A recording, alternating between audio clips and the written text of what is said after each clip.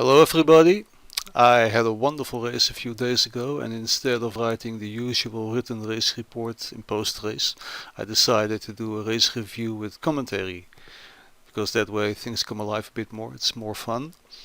And as you can see, it was done with the rFactor Endu races, classes P1 and GT2, Circuit Suzuka, 19th November 2015.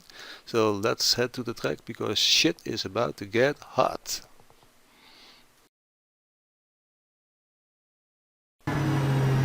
Okay, so this is the warm-up lap, and Tobias Müller is already warming up his tires or deciding on which side to overtake his opponent. That could also be the case. So we are pacing ourselves for the last chicane where the race will start. Ricardo Azevedo is in 4th place, then Mr. Westy is in 3rd place. Good job. Tony Telvici, I don't know if I pronounced that correctly, is in 2nd place, and me, John van der Geest, in 1st place. I took pole position because Ricardo Azevedo, who is actually the fastest guy of our group, screwed up in qualifying, but okay, I'll take it. So pacing myself now, last turn, and off we go. I had a decent gap on Tony. Very important for the first turn. I was keeping my eyes on the rear view mirror and my thumb on the boost button just in case he got ambitious. But it's all good. So here I'm already testing out Tony's race pace. Trying to push a little bit on cold tires. It's a bit dangerous, but you have to try. So I was just trying to see if Tony could keep up with me. This is a little introduction to the whole field. First the P1 class goes by, then the GT2 class. There were 13 or 14 cars in total. The race is actually 45 minutes, so I'm pretty sure everybody is boosting because it's a fairly short race, and I'm sure everybody's got the soft tires on. So I was doing my boosting on standard on boost 3, and I'm pretty sure the other guys were also on boost 3 or higher even. So this is still lap 1, trying to get away, pushing, but Tony is still there. I can't break the toe, so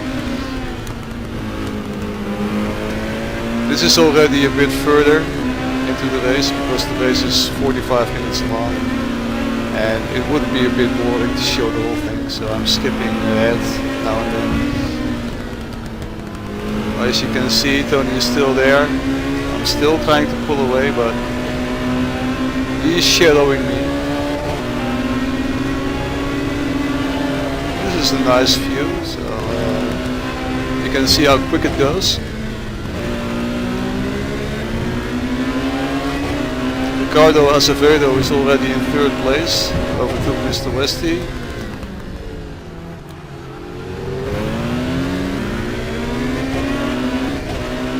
This is on board with Ricardo Azevedo. So he's trying to close the gap. He's pushing hard to catch up with us. And that guy is on a mission. And his mission is to have our balls on a dinner plate. And he's trying hard because that guy wants P1, but we're gonna make him work for it. So I'm in 1st place, Tony Telvici in 2nd, Ricardo Azevedo in 3rd. And you can see how close we are running all together, because we were at this point in the race more or less equally paced. We're coming up to lap another GT2 car. I'm already thinking about where to pass him, what is the best opportunity. I decided to go around the outside on Silverstone. But Ricardo can't be bothered to go around the outside like a normal human being. He goes on the inside. And he's still hunting down Tony for 2nd place. But Tony seems quick enough, so he has a job on his hands. Now this hairpin gave me trouble all throughout the race because I couldn't get my braking point right here. This is a crucial lap already again, a bit further in the race, and Tony was studying me, and he's gonna make his move now. I was going into turn 1, blissfully unaware of danger, and suddenly he was there in the inside. Great move. While still recovering from shock, I also had to keep an eye on Ricardo, so I had to defend a little. But I was totally surprised when he snuck inside me there. I never expected it. And I didn't even see him coming until he passed me. So, second place now. Ricardo in third place. That guy is hungry. He wants me for dinner. So as you can see, again trouble in the hairpin, but because I took a wider line, I had a better traction out of it. So Ricardo had to take a more shallow line on the exit, so he couldn't put the power down as quick as I could.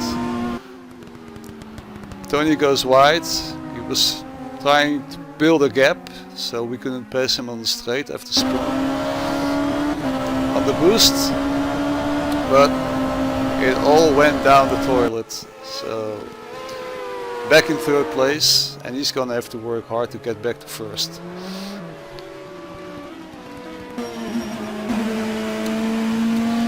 This is a shot I put in just to show how fast the P1 cars are compared to the GT2 cars. So this is from the rear wing of the GT2 car. And you can see the difference in speed.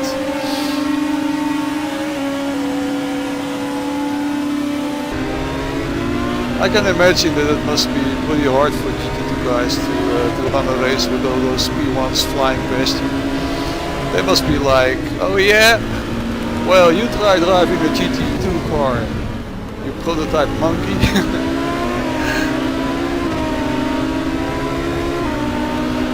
Braking for the hairpin while sending up smoke signals for help. Because at this point in the race they were pushing me pretty hard. I had noticed that my front tires were overheating a bit. The middle temperature of the front tires was getting a bit too high because I was pushing so hard. So maybe the tire pressure was a bit too high, I don't know. But I'm coping with it. Tony has closed the gap already. This is a few laps later in the race. And Tony could have won the race if he hadn't got off at Spoon Curve. Because he certainly had the pace to win. But that's water under the bridge, we'll never know.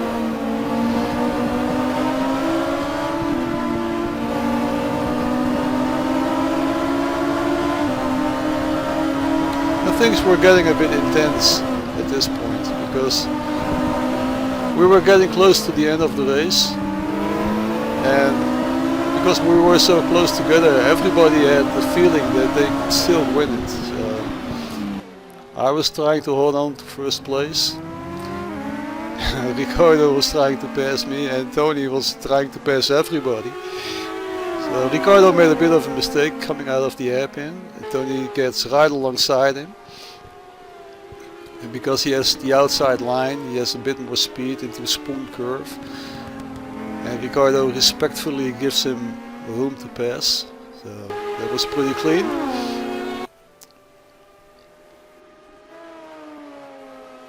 Now we're coming up to the lap where I lose first place.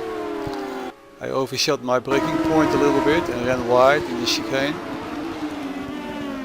Ricardo was trying to avoid me, but he was too close to avoid the collision, so no problem, racing incident. Back on my way, from hero to zero, in one graceful move, back in third place. So I was experimenting a little bit with different camera angles. This is a helicopter shot over Suzuka, where you can see a bit more of the track.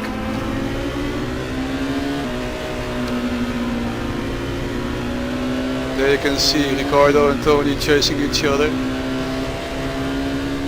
The helicopter is going a bit wobbly. Oh my god. Going down. Mayday, mayday.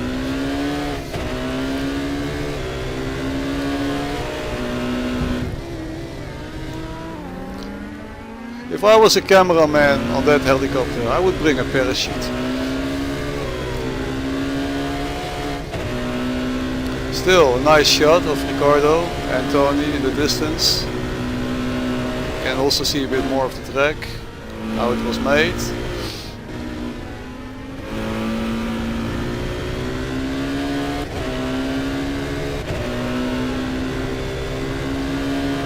I'm too far behind now to have any hopes of the win. But it was still a very good race. I enjoyed it very much, so no regrets.